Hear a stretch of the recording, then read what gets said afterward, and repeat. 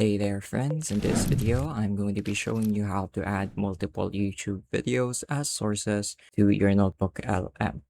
So to get started, I'm just going to go ahead and create a new notebook right here, and I'm going to open up my YouTube, um, the YouTube website. So I'm just going to type something in introduction, and I'm going to look for a good video to add. So here, Punnett Squares basic introduction.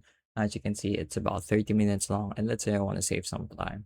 So I'm going to go ahead and copy the YouTube URL, and then going back to Notebook LM, I'm going to click on the websites option. So here I'm going to paste a link, and since I want to add multiple links, I'm going to go ahead and hit enter on my keyboard to create a new line. And now I can look for another video. So maybe this one, and then I'm just going to copy that and paste it. So you can do this for however many links you need or want to have in your notebook. And as you can see, I have 3. So the moment I click on insert, 3 videos should appear in the source list. So instead of having to add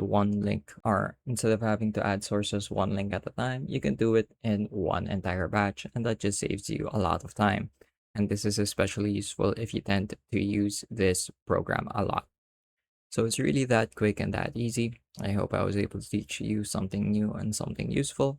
And as always, thank you for watching.